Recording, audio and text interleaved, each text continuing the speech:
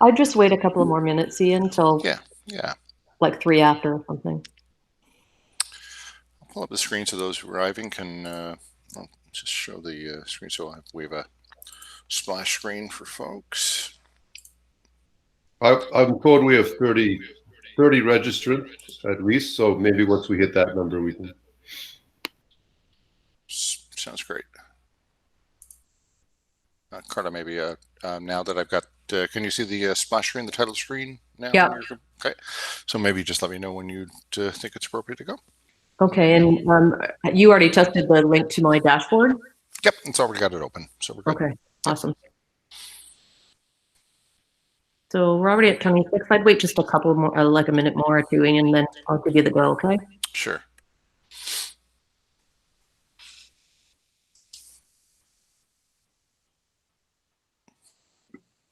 I'll monitor the chat, Ian, in case anyone has any questions for you, because I know you can't see it. Yeah, brilliant. Well, sharing screen, it's a little challenging. Okay. Screen, especially in the presentation mode, especially. Yeah.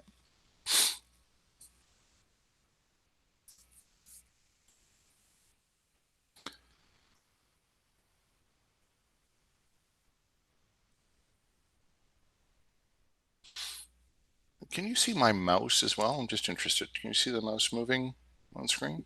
Yeah. Oh, you can. Okay. Okay, great.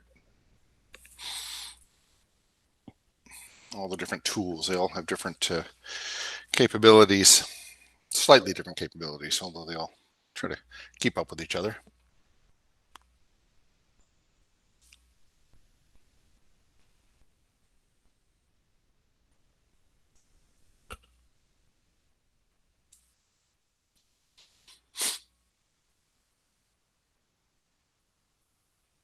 Ian, Andrea can't see your presentation. Andrea Sling is saying she can't see your presentation. Should be a setting thing on her area if everybody else can see it. Can others see the title screen? Yeah, it looks like everybody can. So Andrea may want to try refreshing the screen and or logging out and back in. That sometimes seems to solve problems. Okay.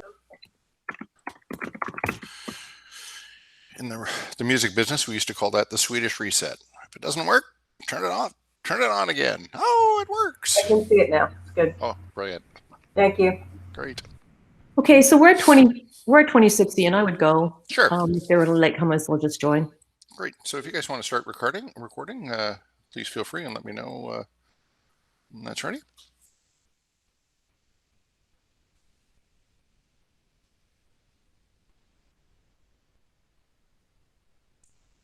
Are we recording? Yes, we're recording, Ian. Go ahead. Great, thanks. Welcome, everybody. Thank you so much for showing up. For those of you real time, you know that we're under heat alert here in the GTA. For those of you watching else at a later date, I'm sure that it will vary. I'm hoping today is going to be a really helpful day for you. What I'm going to do is just start off with a quick little overview, few slides, just to sort of set the context for the majority of the session, which will be walking through a course template, which you are more than welcome to use. It's a template I originally designed for, actually I designed it a couple of institutions ago, but I've been modifying and adjusting as we go along, and I hope you'll find that it provides you with some useful tools that will save you a ton of time and perhaps help give you some things to think about as you're building your course. So the goal today is, first of all, to go and just quickly touch back on some of the pedagogical best practices and the planning model that we talked about in the previous session, just to give you some context for how to look at this template.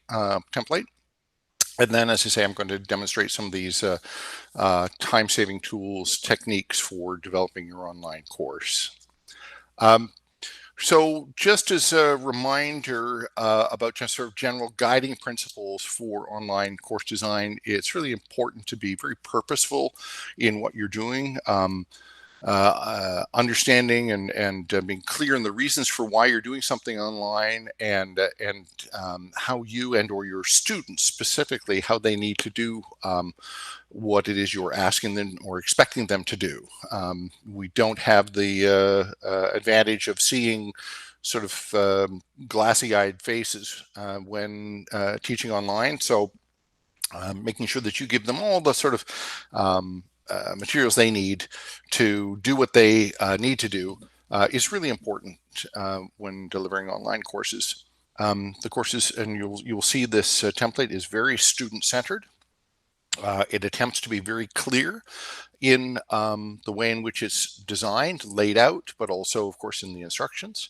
It's also designed to try and leverage the strengths of the online medium, and it does its best to make sure that the technology is invisible. Some of the things that the sort of success factors for online delivery that it attempts to reinforce. One is building social presence among students, and the implication being that the instructor will be present, providing regular and strategic commentary and feedback on timely content and student contributions. Really mindful of your time and the time that it takes for you and your TAs to work with the course. So we've tried to leverage that and make the most out of that for you, so that you can provide the necessary presence, but also in a sustainable way. We're also recognize the need for active learning among students and their limited attention span. So we've created material that's very activity-based in its design and focus, and we've focused on building chunked content. And this is tied closely to the Jumpstart design model, which I mentioned in our previous session, where we take content and practice activities and we chunk it out. But you'll see the modules start with a couple of items related to connecting students, getting students to start thinking about the material without necessarily teaching them. We get them to think about and get focused and reoriented and sort of get away from their daytime lives, things they've been doing ahead of time, and start to think about the content. We go through the content and practice activity chunks, and then the module ends with a summary and a summary activity. So very much following this Jumpstart design model, which I mentioned. And I think some of you are probably aware, your sister institution, Durham College, is a big proponent of this model, and their cafe website is superb for providing you with ideas for activities for all of these elements, and they are grouped according to this model. So it's a wonderful tool to leverage, and I'll make sure that I share that links to that specific page with Carla so she can share that with you. The other underlying elements about this module, these are sort of implicit, are the principles of universal design for learning, or UDL, where we try to provide multiple ways in which we represent content, multiple ways in which we get students to show or practice what it is that they are learning or have learned, and also multiple ways in which they are engaged. So this is sort of an underlying theme. It's not explicitly pointed out, but I'll try to demonstrate or point to that as I go through the template. And I just want to remind you as well that this is I know this is an incredibly stressful time for all of you as you're thinking about, oh my God, how am I going to get my courses ready for online? But it's a brilliant time to, I think we're going to come out at the end of all of this with much stronger courses and much better teaching for our students. All of you, in 6 months, you'll all be going, oh, wow, what was I so stressed out about? It'll feel so much more normal. The things, it's always stressful when the first time you do things. This template is designed to help you sort of move along that pathway quickly. But this is a great point at which you can sort of rethink your pedagogy. You can add some new tools to what you use. And please know that it is a template. It is not dictatorial. It is not intended to be prescriptive. Every element of this template, use it as you see fit. If you don't like something, if something doesn't work for you, you can delete it, you can change it. It's designed to be totally customizable by you in a way that will fit your teaching style. So that's my blurb on the course template. Let's jump in and have a look at it. I should just a couple of caveats when we're looking at this template. I'll throw that back up for you just as a thing. This is not the session, or what I'm going to go through is not actually a session on how to use Canvas. It's a review of this tool, this template tool for you that you can use. Again, to save you time, support sound teaching practices. It's really just to show you what's possible. So again, it's not telling you what to do. Contact Carla for a copy of the template. We don't want, because of the fact I have permission from U of T to share this with you, but this is not intended to go institutional wide. So please, it is for you guys specifically. Grab a copy, get a copy from Carla, and then go load it up into your sandbox. You cannot break this template. In your sandbox, you have just like when you're building sandcastles, you can tear it down and build it up again. But by playing with it and trying stuff out, you're going to feel much more comfortable when it comes to designing your course. And even if you don't use it, it might prove useful as inspiration for what you'd like to do. I should note that this is just one of many templates. I know one of your colleagues, Amir, has a more streamlined version, and I believe he's going to be happy to share that with you. So just with those ideas in mind, this is one idea for you. Let's jump in and have a look at the template itself. So I'm just going to check now. Can you see my dashboard or the dashboard for Ontario Tech? Someone just let me know, maybe verbally. Yeah, I can see it. Can anyone not see it? I guess that's what we should ask.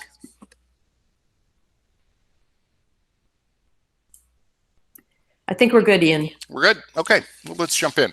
So this is your course dashboard. For those of you who've been playing around in Canvas, you're probably very familiar with it. Yours will look different. It's always customizable.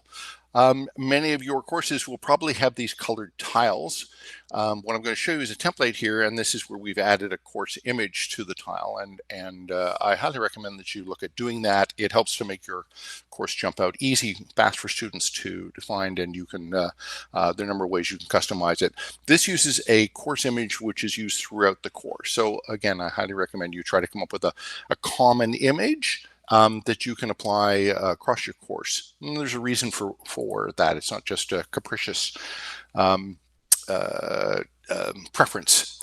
The reason being for having these images, and you will see as we look at this page, this is our home page for the course, that there is a course banner here, banner image. This has been custom done. We've sourced an image that's appropriate to the course. And here is an area where one might put the title and course code.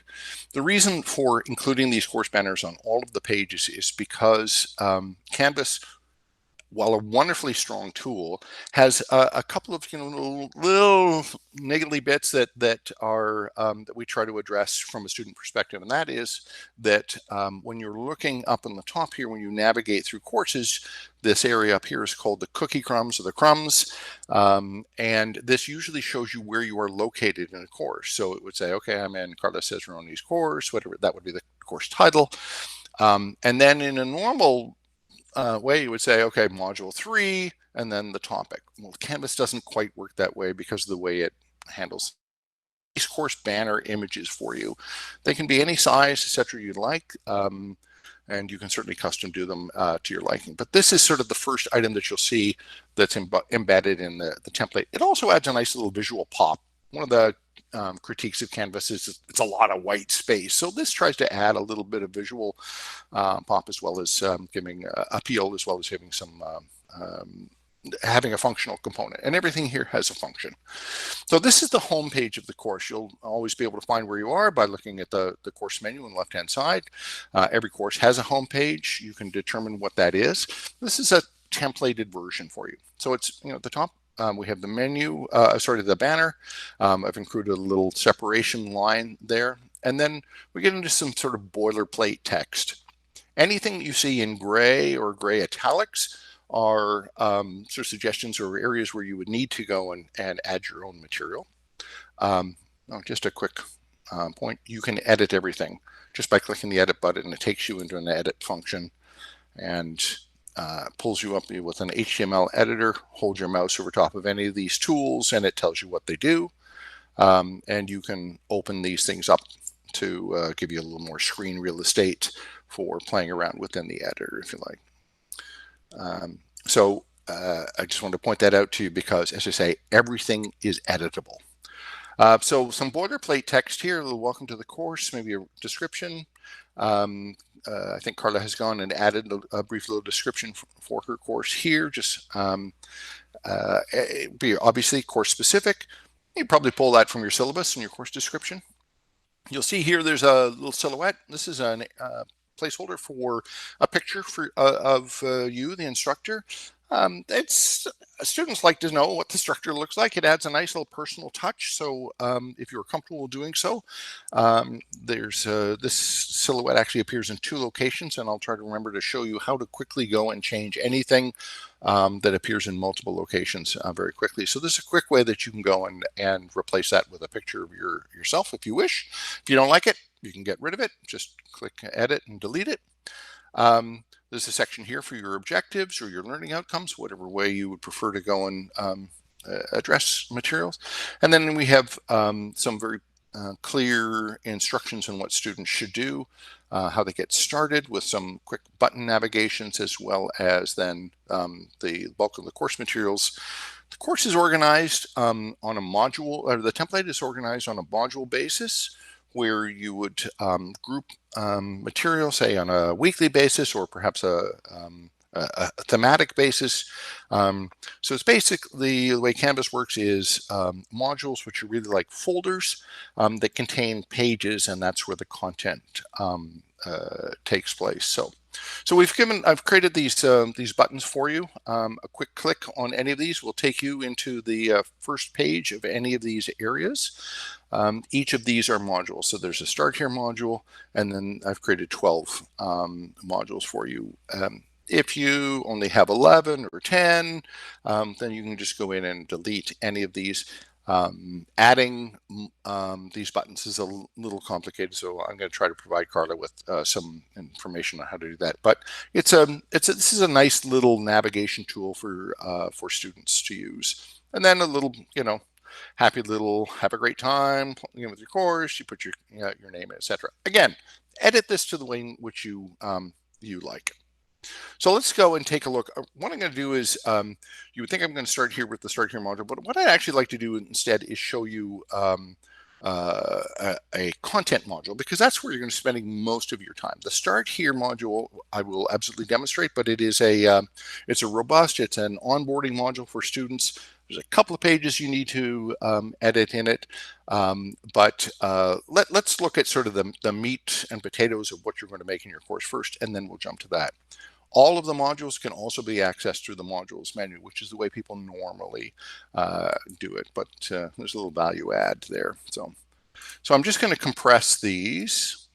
You'll see, just to give you an overview of the module. So there's the start here module I mentioned, and then we have 12 modules for content. If you open the template and have all of the modules open, it will be a little overwhelming, but because there are lots of pages, lots of items provided for you to get you started. It's easier to edit than create. You by no means have to use everything that's in the module. And I have them compressed here for you because I just wanted to show you one. Because once you have the handle on one of these, then you have the handle on all of them. When I was starting in the recording industry, I went to my first session as a producer. I walked into this fabulous recording studio, and there was this massive mixing desk. And I was like, oh my God, how am I ever going to learn all of that? And the instructor was great. He said, once you understand one of these strips, you understand almost all of them. And that's the same case here. So once you understand one of these modules, you'll understand all of them. So I'm just going to open it up and show you the pages that are here. So you'll see they have titles within them. Oh, and just in terms of the module title first, before I jump in, these are kind of placeholder items. You would go in and edit each of these. So they are numbered. You can leave that if you like, but I do suggest you go and actually put the module title and the week number where it starts in your, or the range, if you're going to run it over a couple of weeks, in your module or in your course delivery. So if it's week 6, I would include that. And update the dates, the actual calendar dates. This is the only place you have to do it. Again, this is designed to save you time. So you only have to go and update these 12 areas, as these 12 dates in successive iterations. So it just should take you just a few minutes to do that, but it provides a nice signpost for students, keeps them on track as to where they are in the course. Again, opening this page, we have a number of items here. These are all different pages. As you may be aware, in Canvas, you can tell the nature of them by looking at the different icons. And if you hover your mouse over top of it, you'll see that it'll show up and show you what that is. So as I hold my mouse over here, it says it's page. Whereas if I go over here, it shows that it's a quiz and different icons. Come down here and there's a discussion. So let's look at some of these. I'll start off with the module introduction. Again, here's the course banner. You'll see here it has the module name, number, and this would be something that you would update. Again, I'll show you how to do that very quickly. This changes per module. So as you can see here, as I'm looking at the pages, I'll just scroll forward one here. You can see that as you're looking at the crumbs, it doesn't tell me what module I'm in. All I can see is that I'm in pages. So that's why this module item is there. So let's look at this introduction page. So as you say, it starts with the banner and a little separator line that are there. Again, pre-done for you. You don't need to do anything other than replace that, and I'll show you how to do that. The module introduction page starts with a quick overview. So this is an area where you're going to, where you would contextualize what students are going to cover. Again, you don't want to use it, that's fine, but it's good practice to go and give them a sense. Okay, this is, now we move on to this area of pedagogy. It's important because it advances the theory or the knowledge of such and such. It refutes some of the early material and opens up the opportunity for more development and such and such. 2 or 3 sentences is probably fine. Your outcomes or your objectives for the module, you might list those there if you're interested. And then there's a listing here of resources. These are, I've put sort of a boilerplate section here. The idea would be that as you go and build your module, you might be using some of these, and I would suggest that the way you write a paper, you often write the introduction last. You come back and review these and say, oh yeah, I didn't use an answer garden in here. I didn't use a video here. So you just go and edit and delete that. One thing I'll note here is there's a link to the readings page. Again, this is a tool to try and save you time, especially as you're doing course revisions. Rather than include a list of the readings in each module, and of course they change as you revise your course, and what happens if you forget to revise that module's readings, we've created a readings page for you. This is, so I've just clicked on that, and this is taking you to the readings page. And the readings page provides an area for you to enlist all of the readings for your course. You can provide links directly to them, depending on what your library policy is. You could provide just a link to, maybe they create a readings tool for you, etc. You can do whatever sort of works within your institution. But I've just done, again, template area for you. So, and with some guidance text. So you'd put a full, for example, if you're using a textbook, you'd include your full reference for the text, maybe any special notes on the formats or how they're supposed to get it, and any kind of additional commentary you might want to use. If you don't use a textbook, get rid of that. That's fine. And then listings for things that they would read. If there's a textbook, great, use it. If not, if it's just a reading, then you would just include that there. And again, as I say, these can be links or just references. I imagine you're using APA 7th edition, so I would include those. And there's it's pre-built for these modules. In fact, I see there's only got 10 here because of the course I think I was building this form only had 10 modules, but copy and paste, and you can add your other modules readings. Can I ask a question? Absolutely. Can you just put an attachment here, or I know you see a link, but can you just put an attachment to it? Absolutely. So one of the great things about Canvas is it's very easy to go and attach files to items. So you would edit your page. So you click edit, scroll down to the area where you want to put your file. And then if you have, you click the files area and go down and find a file that you want to attach. In this case, I'm just going to attach, well, let's attach an actual file here. So let me get rid of those and just attach a file. In this case, it's a PDF. Click save, and there's your file. And Canvas has a built-in ability to actually preview the entire document ahead of time. So in this case, I've used the document or the syllabus template, but any file, reading, PDF, or link, whichever you like. I'll just go back and delete that for you so I'm not messing up your template. So one of the things that Canvas is really good about is allowing you to go and attach things. And if you don't have a file, you would just upload it, and then it saves it into your files area. And we'll come back and look at that at some point. So that's the readings page. That's and you'll notice it opens up in a separate tab. It's set up to do that in each module, so they don't lose their place in the module. They go, what? Oh, I got to go back and find it. They just click on the other tab, and they're back into the module, and they can just close that once they're done. There's a section here on discussion forum topics. Again, that you'll probably want to update that depending on the number of topics that you're using, if you are using discussions. And there's a little note here. It's in gray. It's for students. If you are using discussions and you do have dates for date due, I would leave that there. Again, you don't use it, delete.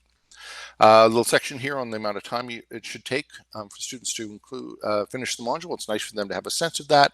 And then if you're using synchronous webinars, you'll want to go in and make a note about, you may want to make a note about that or adjust accordingly. You could actually include the times that you're doing the webinars, although I suggest you leave it sort of general and have them find it that way, because if you go and adjust specific dates and times, of course, the next time you deliver the course, that day may change.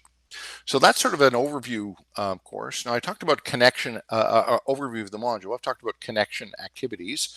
And in the modules, I've created a couple of template versions. One is for a tool called Padlet, one's for Answer Garden, and they alternate. So the Padlets are in module 1, the Answer Garden ones are in module 2, and by all means use whatever you like.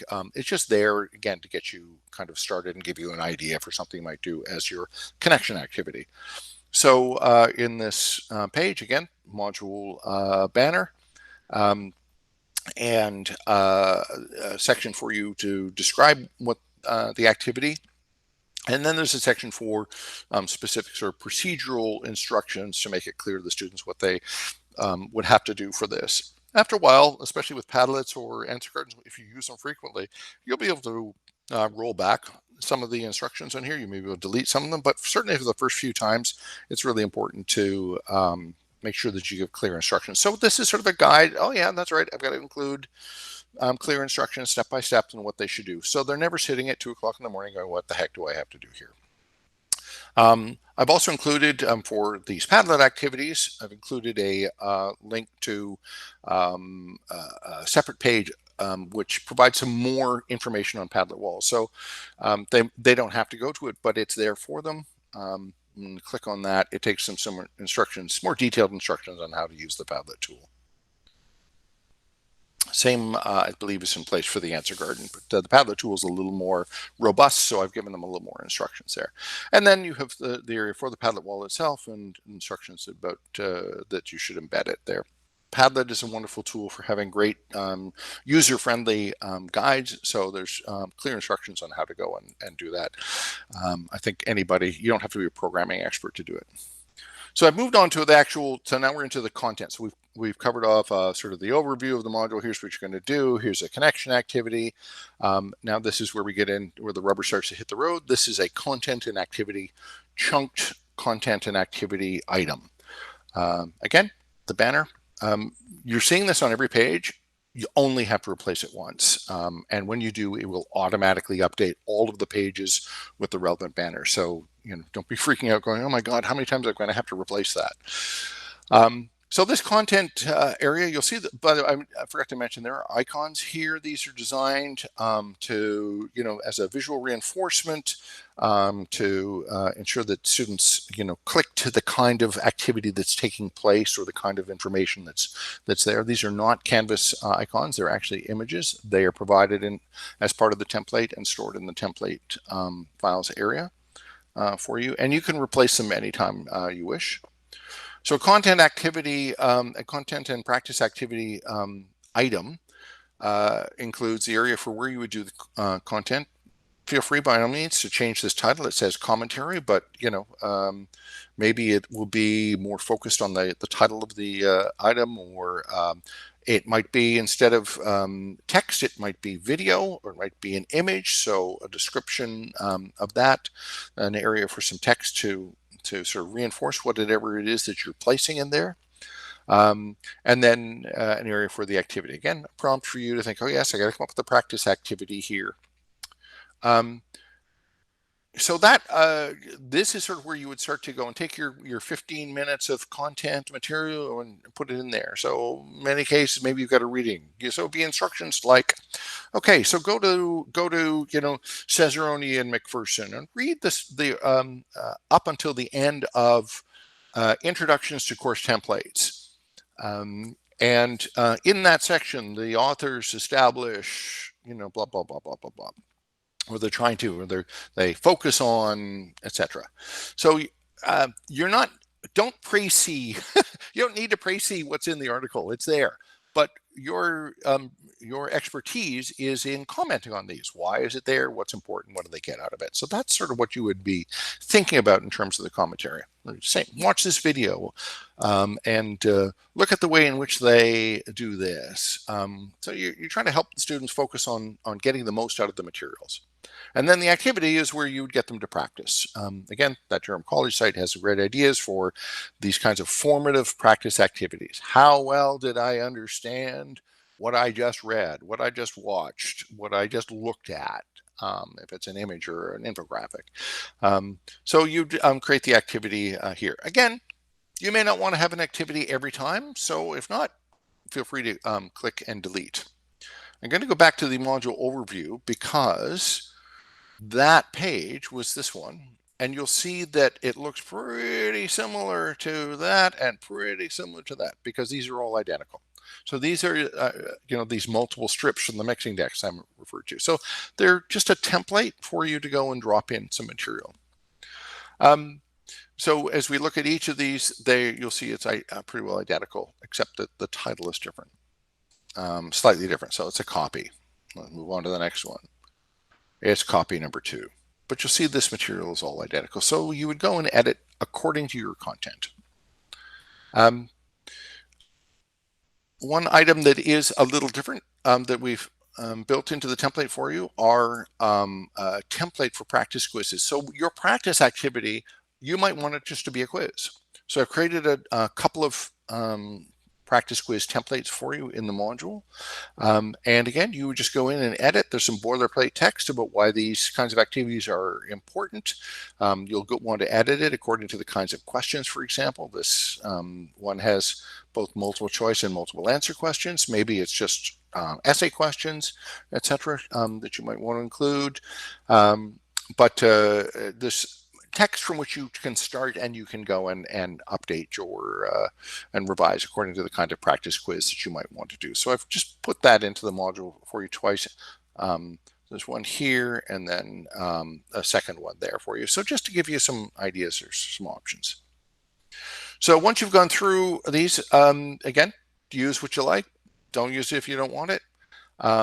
These items are basically these first 3 content items plus the practice item are repeated again, slightly different variation. we go to the summary. So that assumes you've done your chunking of your content and your practice activities through the module, and then we get to the summary. So there's a little area to add your summary text, and this is where, because you've had all those different pieces that they've been working on, this is where you go and bring it all together, makes sense. And then there's a little element here that's pointing them towards what they still have to do in the module. So in all the modules, I've provided a summary discussion forum. So this template text suggests that it might be a quiz. You might prefer to do a quiz. You might prefer to do a different kind of activity. But just the way it's set up, this is here for you. Good plan, because there are additional pages for the students to go through. You want to make sure that they understand, okay, it's a summary, but I'm not 100% done this module yet. So, so clear instructions on what they should be doing. When we go through, there's a summary discussion module. Again, there's a specific one for each module. Use them if you like, don't if you don't want to. So an area for the topic, and this is where you give them some general directions on what to do. And then there are procedural directions, template items here. Provided for you with some suggested dates. Something I found seems to be quite useful for these discussions, because we want to engage students. We want to get that social presence in these. We all know students like to do things at the last minute. So what I suggest you do for these kinds of discussions is you have them create an initial post and then respond to a couple of others. And that way you get sort of, you're directing them to make sure that they interact. And so as to ensure that they don't all be, they're not all posting at the end of the week at 11:45 on Sunday night before the module's over. And so there's material for people to respond to. Set an initial response date partway through the week. Pick your day and time that you wish. Make sure you indicate the module number. Again, that's just been left blank because it'll be appropriate to the module. And then also indicate clearly what you want them to do. Again, edit this as you see appropriate for your material and your teaching style, but make it clear the expectations for when they are then to respond to the others. Again, if you don't want to use that model, feel free to go in and delete. Instructions about noting the different dates and what they're expected to do, some suggestions on the word limits. 150 to 200 words seems to be enough, but again, it seems enough to allow for robust discussion, but not so much that it becomes intimidating. And I've also provided links to help pages, which I'll show you in the structure module, on discussions in netiquette, and those are included in each of these so that they can say, oh, what were they saying about netiquette? Okay, how am I supposed to respond? Or, what should I be doing for discussion? So these are quick links back to those pages. You'll also notice that this is a graded discussion because especially module summary discussions can be quite substantive, and it can take them a little while to do it. Applying a grade value or some weight, some value in terms of the final grade is absolutely appropriate. So there's an indication here that shows that it's a graded discussion. And to, again, try to speed your time, what I've done is I've created a rubric for discussions for you that you can use. So this is a 3 criteria, 3 level of performance rubric. With descriptions, grade ranges. So there's a post criteria for the initial post. It's weighted a little more heavily. They get 2 points for that.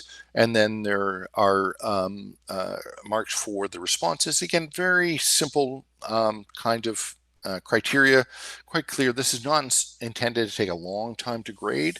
But by using this rubric, your TAs or yourself can use the speed grader and really quickly go through, give them some substantive feedback so they get that feedback early on and can gauge themselves accordingly. All of these in a rubric, any of these things can be overridden.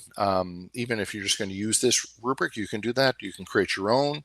But this is just something, a tool for you that you can use. And when you're grading, as I say, override any of the marks. If you think it's, okay, so the grade, they got 3.5, but really it's worth 4, you can absolutely override that when using the rubric. But this will save you a ton of time in grading these kinds of items. So that's module summary discussion. And then this is not, this is an item that I've added. It's not demonstrated in that Jumpstart model, but I find it really good practice for online, and that is to help set students up for success in the next model. This is a sort of things to think about, how to reposition yourself, how yourself get yourself organized for the next week. So little boilerplate text. Here, next module, we're going to maybe talk about, okay, so we've talked about some Cesarone and McPherson. Maybe we're going to talk about Alvy's article now. So we're going to look at that and his focus on blah, blah, blah, blah. There's quick links to the syllabus and the readings pages. I'm going to show you the syllabus page in just a second. I've showed you the readings page. So a quick link for that so they can quickly go and get the readings. If there's a webinar, little area for you to include information there, and then some little guidance, what you should be doing. Maybe we got an assignment coming up in 3 weeks. So at this point, you should have planned your topic. You should have, contacted your group members, blah, blah, blah, blah. And this is, something I would certainly edit for each module this line. Not every module is going to be a busy one, but if it is good to let them know so they can get started early. Just some little guidance to make them, we want them to succeed. So we're not doing the work for them. We're saying, okay, here's some things, metacognitive kind of, personal planning things. There's also a quick link here. This, I think, needs to be updated. This refers to a U of T tool, but Canvas has an option for getting notifications at your phone when there's a new announcement, new contents, or content pages have been adjusted, etc. So there's a little prompt here to go and do this, and you'll want to update that to make sure that it refers specifically to your UIT areas. And then let's see in the next module, little happy message. Again, make it your own. So that is a standard module. Those are all the items there, and it is repeated for each module. So as you're going through, you can go through to your PowerPoints or your current course materials, your lecture notes, etc. And you can use that and sort of, especially if you have lecture notes, you can go and copy and paste and put the little chunks into your content areas. You can think about your activities, and you can just start to copy and paste that in there, and it's all pre-done for you. Let's just quickly, I mentioned the syllabus page. Let's quickly have a look at that, and then I'm going to show you the Start Here module and a couple of other things. So the course syllabus menu item is located here. Again, here we have the general course overlay. This is where you would actually go and attach a copy of your official approved syllabus. Don't put anything else there. You don't want students seeing it until it's been approved and signed off on. I would suggest a PDF so it cannot be edited easily rather than a Word document. And so there's a quick link here. I'm just going to compress it for the moment. There's a little hyperlink there to edit that and update your course item. You just select that. You can go to the remove link and then just highlight this again and add your syllabus. So sorry, we're going to do that. You're going to go to the files area. This is where we would save it. Upload your new syllabus file, or if it's already in your files area, you would select it. Just click that and it's quickly updated for you, and click the update syllabus. And now your document will be there and students can go and download it. And you can change it by doing that. I've taken off that preview element, the auto preview download, but you can go and adjust that. Again, instructions in how to use Canvas on how to do that. The interesting thing about this area, the nice thing about this area is as you create assignments, ungraded items, etc., or anything that students are supposed to do, it shows up here and it orders them in terms of the dates that they're due. I haven't set dates for these because obviously it'll for the discussions, but these are graded items, so they're showing up there. These are indicated as assignments. They're ungraded, but there is a date that we've done them for. You can see that that just automatically is populated whenever you create an assignment. And so this is kind of nice for students. It gives them an overview of all the things they would need to do for a course. It also, as you populate your assignments area, this will be adjusted. Obviously, I haven't done that because I didn't want any mistakes to be done translated out. It's all going to be individual to the course, but as you build your assignments, this will get populated for students as well. So this is a great sort of one-stop shop. This is my syllabus. This is how I'm getting graded. Here are my quick links to look at those things. So it's a great little page.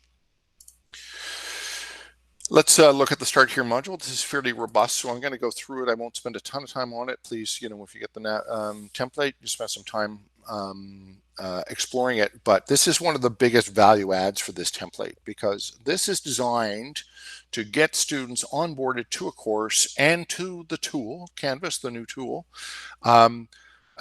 efficiently, and in such a way that you will be spared many thousands of emails on how do I do this, where do I find this, how much is this worth, what's going on. So I'm going to jump in and show you, and we'll walk through page by page. I'll quickly give you an overview, and again, grab the template, load it into your sandbox, and have a look at more detail. So Ian, I just want to point out, like, you're showing it in the view from modules, but they can do all of this stuff from the home page, right? Through the buttons. That's correct. Yep. I'll go back and talk about the buttons, etc. After we're done. Yes, absolutely, Carla. Right. Thanks for clarifying that, for sure. Well, let's just show you how you get at it from the front page. I'm glad you mentioned that. So yes, on that home page, we talked about the buttons and how you get at them. So just by clicking Start Here, takes you right to the Start Here module, that first page. I'll go back. And we're going to Module 1, and click that, takes them to the Module 1 introduction. And I'll have a caveat for you about those buttons, but it is a quick navigation tool. Here we are, Module 8. So it can save a few clicks, and a nice thing about it is too, it's a little less intimidating. Okay, I just got to Module 1. I don't have to look at all 12 modules. So the Start Here module starts with a very brief little welcome message. This is a nice little video done by Arizona State University. It was done a few years ago. There are a ton of these, but this is basically a nice little sort of 4 to 5 minute overview for students on how to succeed learning online. Many have not, certainly in a full way. Many have done additional stuff, but here they are going to be 100% online. So this provides a nice little overview on how to get the kinds of things they need to do to succeed. So it just gets them oriented thinking. It's kind of a connection activity, but it's a great way to get them thinking about learning online before we jump into the nuts and bolts of a bunch of things. So, and then, okay, so here's what you do next. Clear instructions on how they should, what they need to do, how to navigate, because we haven't talked about how to get through the tool. So making sure they know that they can click this next button to move step by step through a module, and instructions on how they can navigate around. They can always get back to here by clicking on the modules menu, etc. So very clear for students what to do. This is a fairly robust page on how to get around the course. Again, brand new tools, especially for your students, but for many, coming to institutions, they've never used these tools before. So here's a quick and substantial sort of overview. Okay, how am I going to get around this, let alone the content? What am I going to do? How do I actually find it? So brief description of the fact that this course menu, there's a graphic representing infographic here with explanations of the various tools. There's a PDF version. So this is a JPEG version. There's a PDF version they can download as well. Then there's a text version of this, as well as procedural instructions on how to get around the modules, how they can find more information, and there's also a video presented. I like this page in many regards because this is a sort of a poster child for universal design for learning, representing your content in multiple ways. So we have an infographic, a visual, we have text, and we have a video. All of these are accessible. This is all the items have been meta tagged appropriately. But even if the meta tag, there's no way to give all that information on a simple meta tag. So it's provided in a text-based version, so screen readers will be able to get at it. And it really covers, by the time they're done going through this page, they'll have a good sense of all the major components that they're going to experience in a course. The next page is drives them towards the course syllabus. It's a link back to the syllabus menu item. You don't need to update that because the only area you're going to have to update your syllabus is right there in that menu item that we showed you with the document. It's gives though a quick sort of overview. Okay, you should be looking at this. Here's what's there. This is why it's important and going to help you succeed. very student-oriented focus. This is going to help you succeed in the course. And you'll notice something here that this will show up in a number of places. There's, do you have questions? If you have questions, one of the biggest complaints that students or faculty teaching online is the volume of emails. And so we've done something here to try and help reduce that volume and save you time, but also be more efficient for students in how they get information. So when the student emails you, maybe you're teaching, you've got your research you're focused on, your service, you've got meetings, etc. It can take you a day to get back or hours to get back to you. What if there was a way that students can go and ask a question and actually have one of their other fellow students answer the question like that? There's one of you. In many cases, there's 300 or 100 students. And rather than for you to have to answer the same email 5 times, what if there was a way to go and answer it just once, and that way everyone has it? So we've created something, discussion forum called Questions About the Course. And this is linked to in a number of places. And this discussion forum is a place, and this is where you should drive students to post all their questions about course material. Personal stuff, obviously not, but course material, activities, textbooks, etc. Drive them to that forum, have them post the question there, and encourage students to help by answering those questions. You, of course, can jump in and correct any misdirection. They'll be notified if they've set up their notifications of any updates to the forums threads. But this is a great way to save yourself a ton of time. It's probably one of the most useful tools for making your teaching, giving you a life while teaching. And I recommend you do this for all of your courses. If you go back to teaching face-to-face, create one of these forums in your course for your face-to-face and use that as the primary tool for disseminating information. You only have to answer it once. Students, they can go in, maybe their question's already answered, so they see the question and they see the answer. They don't even have to wait for an email back. It's one of the best tools in the course, is using that Questions About the Course discussion forum. So there's a page on course activities, a little infographic on the kinds of sort of the principles behind which the course is designed, based upon active learning, kinds of common things that they're going to see within Canvas, and perhaps third-party tools. All the language is couched in the sense of your professor may use this. So if you don't use it, that's fine. But it's there for you. If you decide you want to get rid of it, and you're absolutely never going to use a Padlet or an answer garden, by all means, go through and delete it. But there's an infographic that sort of walks through the kinds of, shows the kind of activities that might take place. And then we have text-based explanations for active learning, why we do it, and the kinds of tools that we use. So we've modified this to indicate the culture of virtual classroom, which is what's going to be your web conferencing tool, I'm told. Instructions on and tips for how to use it. So these are best practices for any kinds of web conferencing. So, things about, trying to use a laptop or desktop rather than a mobile device, getting hardwired connected, get a headset, find a quiet place. Common sense for those who have done it lots, but for students, they may not have. So tips and tricks for troubleshooting if they have a session. And you can see there's a couple of red items. These need to be updated. I understand that your IT department is training at the moment on the culture of virtual classroom. So information, help, page location, etc. That'll all be updated once they're all fully up to speed on that. A quick note about this discussion forums and the kinds of activities. There's a more detailed discussion of that later, but just a quick item with a link to the more detailed page that shows up later. But just so you understand what we're talking about when we're talking about discussion forums: practice quizzes, assignments, peer reviews, and then some of the additional tools that you might use with links actually to the tools and the sites and their help pages. Mentimeter is another tool that you might want to consider as a third-party student response rate tool. Again, you can investigate any of these. If they're not going to be appropriate, of course, please feel free to go in and edit and delete the page.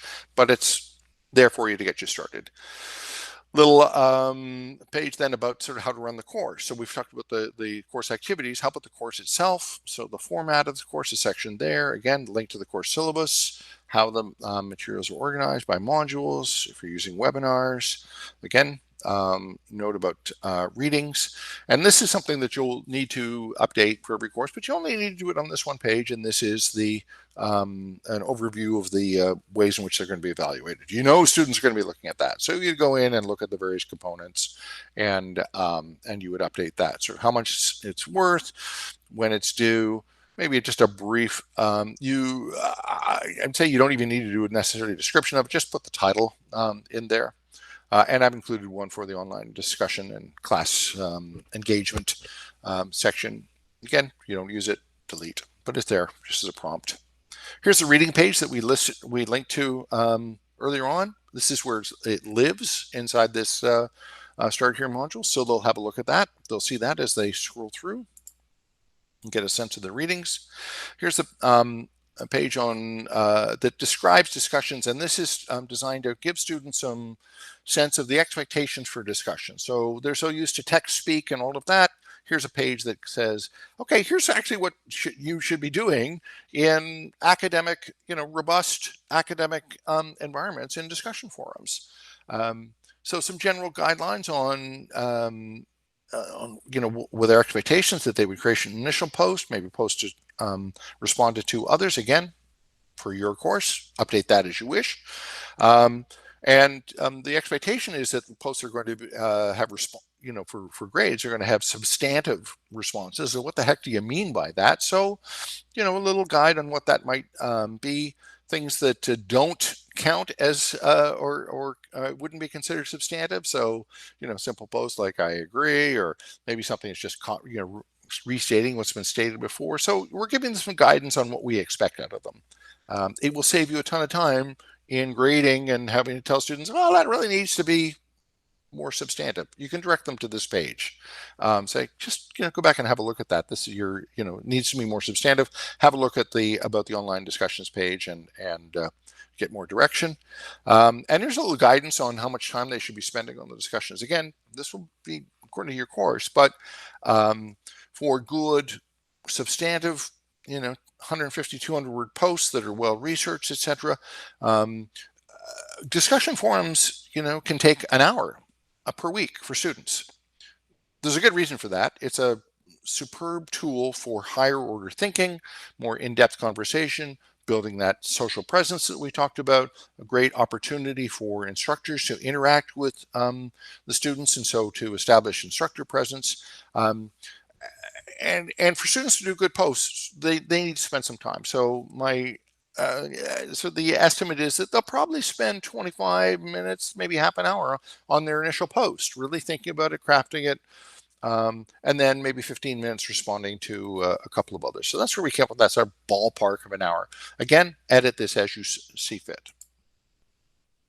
In order to make sure that students aren't stressed to the max when it comes to submitting something, this Start Here module provides opportunities for them to contribute and use the tools that they will then be submitting for grades later on. Discussion forums are one of them. So there is an introductory discussion forum here. I've provided some boilerplate ideas for a topic that one might use in that kind of forum. Again, please edit and adjust as you wish. But here's a great way to get students to learn about each other in the course. So here's some ideas for sort of things you might ask them. There's also a prompt here to have them include something visual in your post, maybe a picture of themselves or a link to a favorite song on YouTube or something, maybe their pet, something they're comfortable with. And again, adjust that as you wish, but it's nice to have a visual component to it again, that focus on UDL where they're seeing things differently or they're able to express themselves differently. Maybe there's a meme that they like that sort of speaks to them, that's who they are, that kind of thing. So some instructions there, again, the boilerplate instructions for procedural stuff. So this is the content that you would do major adjustments to, perhaps, or you can just use this if you like. And then you would adjust according to how you like to have your discussion come in. So this is a non-graded discussion activity. You'll see that there's lots that gets used a lot. Students love to talk, especially if you're asking them about themselves. So here's a little tool that's developed by Pennsylvania State It's a quick survey for students to gauge how well they're ready to learn online. So we talked about the things to think about. So how well positioned actually are they to do so? So this is a third-party tool. There's a little button here. They can click and take it, and basically, and see how this shows up. It may give me the scorecard. It may actually give me the no, it doesn't. Great. Depends on if once you've used it, it takes you to the scorecard. So this is a quick little survey on for students to do, and by going through and clicking the various, how much I agree, disagree to the various items, these things, what will happen is, I'm just going to quickly bang through a few of these. I used an expression. My wife hates it when I said bang through this item. But you can see that they can quickly go through and answer these questions, and there's only one option for these. And when they do, they'll get a score. And if I go it calculates automatically for them, so their score. And what they would do is then say, okay, so I got 15. They take a scroll down. Okay, so I got 15, so I'm in this range. And here are some directions on things that they might want to think about to improve their activity or their preparation, things they want to do about their space, things to think about as they're going to learn online, etc. And it's a nice sort of way for them to start to think, okay, what are the kinds of things I need to do to set myself up for success? There's also a lovely tool that many don't know about. It's it's the assignment calculator. Originally, it was developed by University of Minnesota. It's been used by a number of different institutions, and I see UIT, Old Habits Die Hard. Ontario Tech has adopted and done it's a fairly stripped down version. But by clicking on this calculator, opens a new window for them, and students can go in and come up with a title. So let's go say it's research. I'm just going to do blah, blah, blah, blah, blah. That's the title. Doesn't matter. Pick the date that it's due. Let's say they're going to start today. Let's assume they're going to start today, but let's say they're going to be finished in a month. Don't need to enter the class, and they just pick the type. There's only 3 types that are here, but they may suit your purposes. Interesting thing about this, or nice thing about this tool, is that when you do this, it creates, there's my assignment name. I haven't specified a class, so that's done there, but it gives you sort of a countdown. It also gives you quick links steps that they should follow for this type of assignment. So step by step with help links, interstitial help links, hyperlinks that they can use to jump out to get extra support for all of these things. And there's also an estimate of how much, what percentage of time on the assignment they should be spending. And so it's kind of a nice little tool to help keep them on track and give them things that they need to think about, with support materials in place for getting help on any of these items. Some of these are quick links. So for example, quick link to the library's page on research processes or how to get help, how to find sources. But it's a nice little tool to help them sort of plan these things. They can go and print out this page, and it gives them the target dates when they should be doing these by, based upon the dates that they entered for when it's due. So it's a quick little, it's a tool that is may not be well known. So I've built that into the template for you, so all of your students will have access to it that use the template. I mentioned the page on netiquette. So here's a quick overview, boilerplate text on, what it is, why it's important, and some things to think about being overly respectful because of the way things happen on online communication, how to use, give feedback. So there's a nice little metaphor called glows and grows. So you always start with something that glows, that's a complimentary about someone's post, and then ways in which they might be able to grow it or expand or build upon it. So a paradigm for how to go and give nice feedback, talking about spelling, grammar, and how that does affect how people perceive you, and but not trying to be too pushy. So directions on that. So again, tweak this, make this whatever you feel appropriate. There's a contact, how to get in touch with the professor. Very important that that's the case. There used to be in Blackboard an area for that. That doesn't exist in Canvas, so we've provided that for them in the Start Here module. You see here's the silhouette. I mentioned that you could replace a picture of yourself if you do choose to do it. When I show you how to do that, that will get automatically updated here and on your homepage. A link again with information to that questions about the course forum. Stuff about personal messages. You may want to delete this since we're going to be doing things online, but that's in place for normal delivery where there might be a face-to-face office meetings. And again, driving to the questions about the course area and forum. Again, and that is a forum that you should be monitoring on a fairly regular basis. Again, save you time and email, but you need to pay attention to it. You need to be present. Here is a practice assignment. Again, students in many courses will be submitting through using the assignment tool. So here's an ungraded practice assignment. It shows them that it's ungraded right there in the banner. Again, notification that it will not count towards their final grade, but it's, and here's some idea for a practice assignment that you might want to do. Again, make it your own. And what we've done is also provided, and by all means, feel free to copy and use this again, directions on how they submit. So I would include these instructions, these procedural instructions in any assignment. Because the last thing you want a student doing it, 10 minutes before the assignment's due is freaking out about, oh God, how do I actually submit this? So this, by including that there, that's going to reduce the stress and make sure they get through there. When you're building assignments, you can add a rubric to the assignment. There is not one here, but you can certainly build one here for the assignments. Again, that will speed grading for you. And so we're getting to the end of the Start Here module, and again, modeling what they're going to experience in their content modules.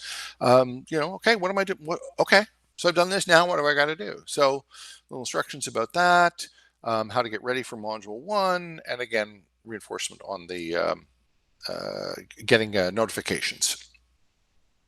So that is the Start Here module. If I click here, it's going to take me right into module 1, and that shows. So we're clear that we are finished. Those are all the pages that are in that module for you. So I mentioned discussions a couple of times. Just to quick jump over and show you those. There are a number of discussions, one built for each module. Listed there. There's the questions about the course discussion forum, little instructions about what that's about, and a note that that's monitored by the professor.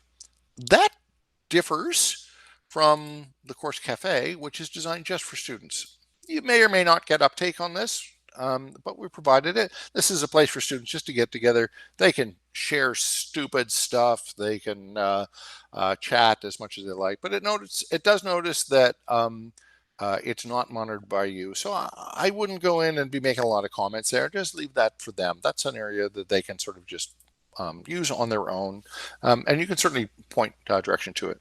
And in that Startup Here module, there was a forum on Introduce Yourself. So there it is, another link to that. So it's located within the module as well as in the discussion area. You update it in one location, it automatically updates it elsewhere. Announcements. There is a pre-done or boilerplate announcement for you. It's good to send out an announcement certainly at the beginning of the course, just to so that students get that sort of hi, how are you? As well. So there's sort of boilerplate text for you there. And you can just go and fill in the information you wish, make it your own. It is set up to go out, I think the first August 31st, it's pre-done. You can, when you edit an announcement, you can go in and set delay a posting to go out at a certain date. So by all means, feel free to adjust that if you want to go earlier or later. I recommend maybe the first week you do maybe 3 announcements. So there's this welcome one, maybe you do a quick sort of touch base on how things are going the first week and maybe a wrap up. And then every week you would do 1 announcement. So, but this is just to get you started. And let's see, what else do I want to show you? All the quizzes. So these are the practice quizzes that are in place. They're ungraded. but they are here for you. So that's where you can go in. You can access them either through the module template, and you'll want to be creating new ones for practice quizzes as you go, for practice activities if you decide to use those. So I think that is the bulk of the template for you. Just a couple of caveats or things I mentioned for you just before we wrap it up completely.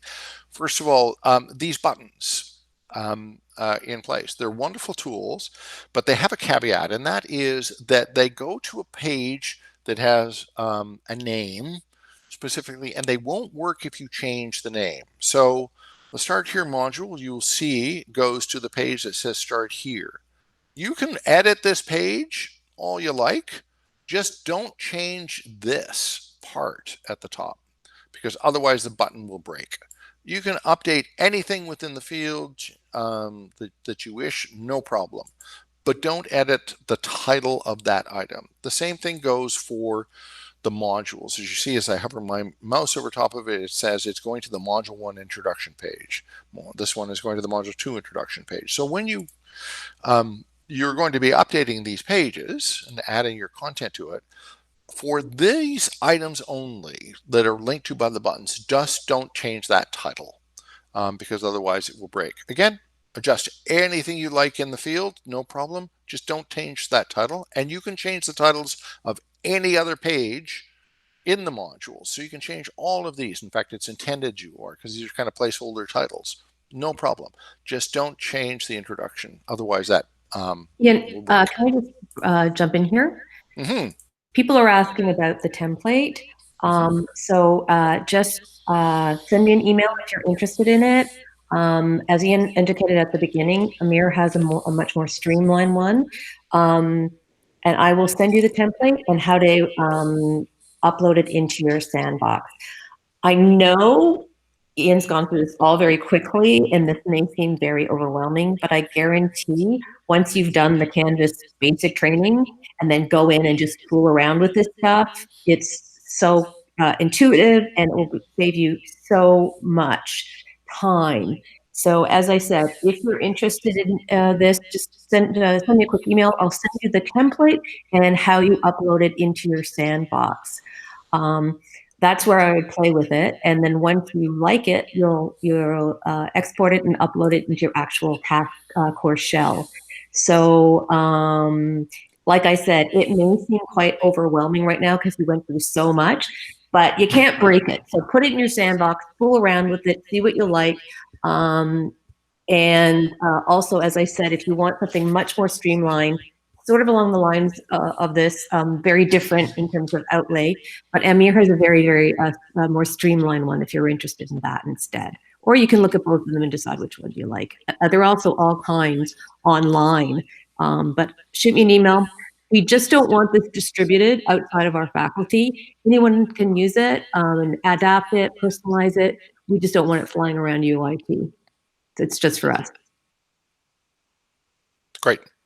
I was going to show you how to update files, etc., but it sounds like I'm getting the sense that maybe people might be a little overwhelmed. So what we'll do is I'll provide Carla with instructions on how you would go and again, the trick is to make the course your own. So how do you would go and quickly change things like your course, your instructor image, or the banners for your course, and I'll give Carla procedural instructions on how to do it. It honestly is about 3 clicks to do replacement of pages across or images across the course for you. So but I won't jump into that at this point. I think that's going to kind of wrap up our my coverage of the template. I'm going to stop presenting now, and I see there's lots of stuff here. Let's see if I can turn this off. And I am presenting, and I'm going to stop, and I'll take a look and see if there's any questions that I can answer, or anything that Carla hasn't done so far. It looks like there's been some back and forth. So I just wanted to say that if nothing else, if you even just go in and look around the template, it will give you ideas of what you could put into your course or how you could structure your course, even if you don't use the template. I found it really useful for me to think about, oh yeah, that would be good to include in my course. There are just some things that will really save you time, like the announcement for the first week, the started up for students, that kind of stuff will save you so much time, and you can use it in every single course. So again, personalize it, use it, don't use it, but if you want it, I'm happy to send it to you with instructions how to upload it to your sandbox and how to change simple things like the photos or the images. Amanda's asking about the file format of the template. Great. So the file format is it's a special file format that's used by Canvas to input and quickly place things where they should, create the links, make sure the functionality is there. So the what you'll get is a special file that has a 5-letter file suffix. Name suffix, and basically all you need to do is you'll get that. You don't open it on your computer. What you do is you go into your Canvas course that you want to load it to, and you import that item as a Canvas export package. You select that format and you upload it, and within about 30 to 60 seconds, you have everything that you've just witnessed seen in the course. Nothing you need to do in terms of adapting, changing file formats or anything like that. And it's cross-platform. Lasheen just made a comment that he hasn't opened up his Canvas yet. That's okay, Lasheen.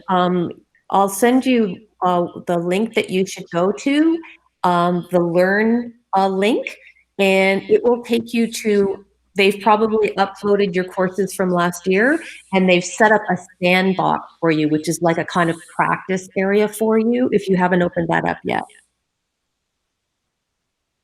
I can send you that, Lasheen. Just send me an email and I'll let you know where you sign in, and then you can see, oh, here are all my Canvas things, okay? So I'll send you that when we're done, Lasheen.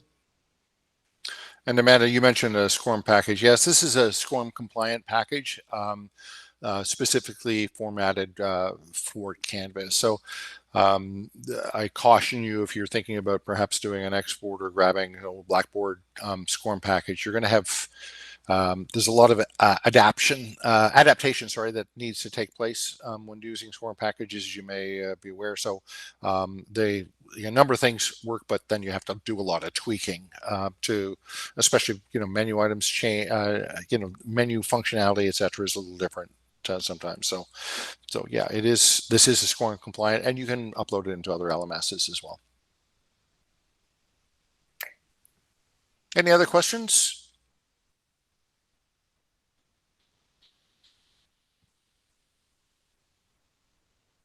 Okay, well, as I said, I know that there's a lot coming at you and it seems overwhelming, but once you've done the basic Canvas training thing and then just go and play around with this, it's like, oh yeah, that makes so much sense. And it's easy to edit, easy to just use what you want and not use. So don't be intimidated. You can't break anything.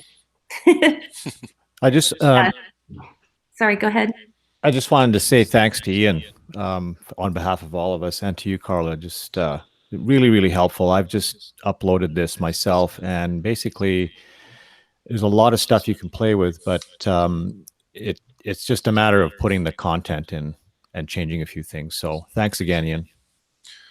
Absolutely, my pleasure. I know it is, one of the biggest challenges when you're designing for online is, okay, what does it look like? So the idea here is to give you one option for how it might look like, and then it's easier to go and put pieces into place rather than design from scratch. So hopefully this will save you some time and is helpful.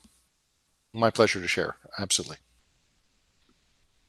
Okay, well, thank you, everybody. That's so those are the two webinars that we have done for us, the one on sort of moving to online and this one about sort of designing on Canvas. We'll make the recordings of those available to everyone.